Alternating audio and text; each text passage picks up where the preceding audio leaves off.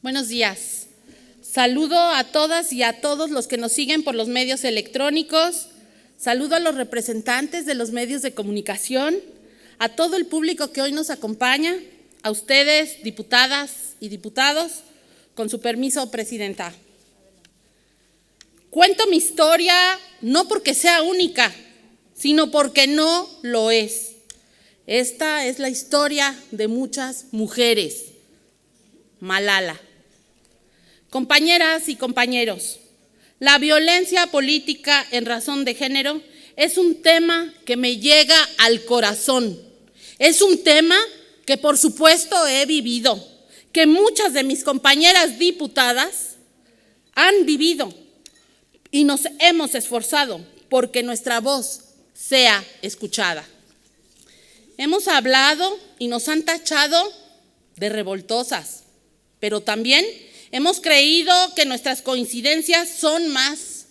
Hemos entendido que desde el lugar en donde nos encontramos, haciendo equipo, se logran los mejores resultados. Y así, de frente, es que a nombre del Grupo Parlamentario de Acción Nacional, presento esta iniciativa. De conformidad con los diferentes protocolos, criterios del Tribunal y leyes nacionales para identificar la violencia política en contra de las mujeres con base en el género, es necesario verificar lo siguiente. 1. El acto u omisión cuando se dirige a una mujer nada más por el hecho de ser mujer. Tiene un impacto diferenciado y o afecta desproporcionadamente a las mujeres. 2. El acto u omisión tiene por objeto el resultado de menoscabar o anular el reconocimiento, goce y o ejercicio de derechos políticos electorales de las mujeres. 3.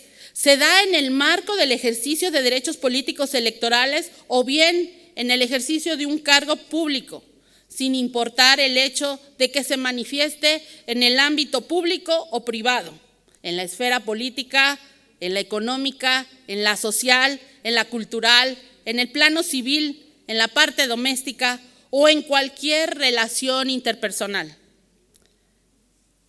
en un partido o en una institución, por supuesto. 4. El acto u omisión es simbólico, laboral, digital, institucional, mediático, feminicida, docente, verbal, patrimonial, económico, físico, sexual y o psicológico. Es decir, se puede manifestar en cualquier tipo de violencia. 5. Es perpetrado por personas servidoras públicas, por superiores jerárquicos, por colegas de trabajo, por partidos políticos o representantes de los mismos, medios de comunicación y sus integrantes, y un particular o un grupo de personas. Es importante, en consecuencia, advertir que los análisis internacionales y nacionales ponen de manifiesto que la política sigue siendo un ámbito que se concentra bajo lógicas masculinas. El ejercicio del poder público lo siguen ejerciendo los hombres, lo que minimiza la participación de las mujeres en la definición y en la toma de decisiones de las agendas públicas. Por lo que, en la identificación de la violencia política contra las mujeres, deberá tomarse en cuenta que las mujeres viven en un contexto de desigualdad y de discriminación que nos coloca en situación de desventaja para acceder a nuestros derechos electorales. Además, entender que en el ejercicio de los derechos político-electorales se ve por sí afectado y también por otros tipos de violencias que estructuralmente limitan a nosotras las mujeres. Diputadas y diputados, las diversas reformas que introducen en nuestro país el concepto de violencia política son recientes y responden a la necesidad de combatir la impunidad que se presenta ante esta forma de violencia que sin duda, sí, sin duda, es cada día más. ¿Y qué es una violencia política en razón de género? Es aquella que se ha visibilizado con mayor fuerza a raíz del establecimiento de normas que han fortalecido la participación política de las mujeres, como es la paridad. No es que esta forma de violencia no haya existido, pero ante una mayor participación de las mujeres en la vida política de nuestro país, esta siempre va evidenciándose cada día más. Por ejemplo, en las elecciones del 2021 fueron las más grandes de la historia de México, por cierto, por dos factores importantes. El primero, el crecimiento del electorado y el número de cargos que se eligieron, con un total de 21,000 cargos de elección popular. Aunque este fue el primer proceso electoral con el principio de paridad elevado a nivel constitucional y con la violencia política contra las mujeres por razón de género tipificada, resultó ser el más violento contra la mujer en la política. Según la consultora ETELEC, del periodo del 1 de septiembre del 2021 al 31 de mayo del 2022, se registraron 85 agresiones, que arrojan un saldo de 84 víctimas, de las cuales 28 fueron mujeres, es decir, un 33% respecto al total. Es así que, pese al incremento en los espacios de toma de decisión, subsisten los obstáculos para que éstas ejerzan con plenitud sus derechos políticos, donde se desprecia a la mujer en la política. Por supuesto que se daña la dignidad de las mujeres, la reputación al quererle restar méritos profesionales con manifestaciones como las siguientes. Qué bueno que le escriben los guiones. Ya sabemos que otras van a gobernar por ella. Ella va a ser la tesorera. Sin duda, eso es lo único que puede hacer. Mírala, no sabe ni responder. Las cuales minimizan el trabajo de las mujeres, transmiten el mensaje a la ciudadanía de que los hombres son quienes deben de gobernar y a quienes solamente se les debe de reconocer la trayectoria por sus méritos propios. El Registro Nacional de Personas Sancionadas en materia de violencia política contra las mujeres en razón de género arroja que en el estado de Guanajuato hay 9 personas sancionadas por violencia política.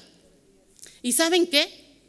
8 son hombres y solamente una mujer, en donde se cometieron las siguientes formas de violencia: la simbólica, la verbal, la sexual, por supuesto, la psicológica. También hay que visibilizar que los procesos electorales están marcados de violencia política en razón de género, pero tristemente, mucha de esta política no terminó en reportes o denuncias. Es decir, tenemos un problema de cifra negra.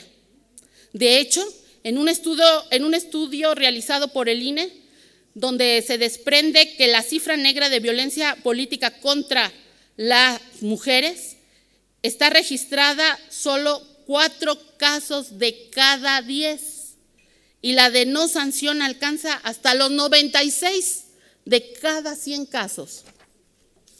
Entonces, vemos que en la cultura patriarcal que sigue permeando y resulta no solo desalentador para las mujeres, sino que propicia se continúe ejerciendo este tipo de violencia política, por la que algunas de las razones son las siguientes.